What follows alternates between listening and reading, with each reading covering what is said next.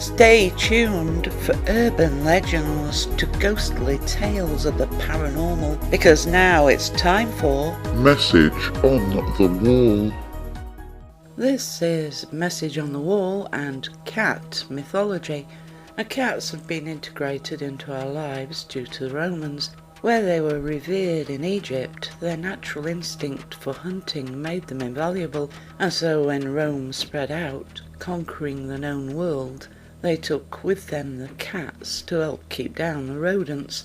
Over the centuries, the cat took on dark overtones to be either good or bad, with some superstitions and beliefs still being adhered to. Black cats in particular were often used to cure a number of diseases, with many dying in a horrific manner.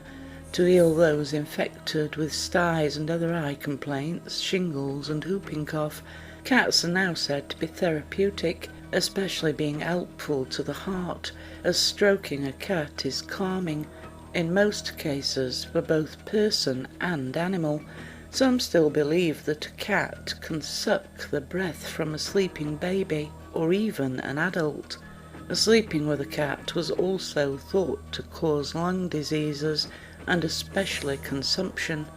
In the records at Plymouth in the year 1791, a coroner's inquest on an 18-month-old child brought in the verdict that death was due to the consequences of a cat sucking the child's breath and causing strangulation. A baby and a kitten born on the same day within the same household didn't bide well either, as it was believed that one would survive and one would shortly die. Killing a cat for medicinal purposes or to ward off bad luck appeared to be acceptable, but killing a cat with no just cause is said to be unlucky, with many who would pay to have others do the deed.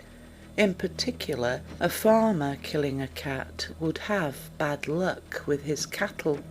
As cats were said to give disease such as consumption, they were also thought to be able to take them away, using herbs to mix into potions, including a clipping of air from the afflicted in some cases. It was thought this would transfer the illness from the person to the animal, either a cat or dog. Someone with a fever having a cat cast over them would, in the reality of the belief, transfer the fever to the animal. A cat licking a boil or cut was also said to heal the person, with doctors often recommending such remedies in theory that the illness would transplant itself into the animal, in which case it would then often die. It was in 1888, long after the trying of witches, that in the Scottish Islands a midwife advised the parents of a sick infant to get a cat, and holding it by the paws, swing it over and around the child several times. And it didn't end there for the poor cat, for it was then to be thrown out the window or from the roof. If the cat died, it wasn't because of the trauma, but because the witch or brownies had left the child and gone into the cat. But should the cat survive, then the child would surely die. When a death occurred in the family, the cats would often be locked away for fear of them getting to the corpse. A cat jumping over a corpse, whether in the coffin or not, would have to be destroyed, one belief being that it would stop bad fortune befalling the family, while another is that should the cat be allowed to live, the next person it jumped over would cause them to go blind. Cats mainly became associated with witches in the 15th century, as it was believed that all witches kept a familiar. Most people kept cats to keep down the vermin, or just for the company they provided, and so it wasn't unusual that a cat would be owned by an accused witch. Witches were also thought to be shapeshifters, taking on the guise of numerous animals, and in particular the cat. A cat having 9 lives led to the belief that a witch could take on the likeness of a cat only 9 times. Black cats and white cats have many myths associated with them. Of course, it depends upon the regional area of each country. In some, black cats are thought to be lucky and white cats unlucky, while others believe the opposite to be true. For a white cat to cross a path in some places, it's a custom to cross the fingers. It was common for sailors' wives to keep a black cat, being held in high regard, as they would keep the husband from harm while at sea.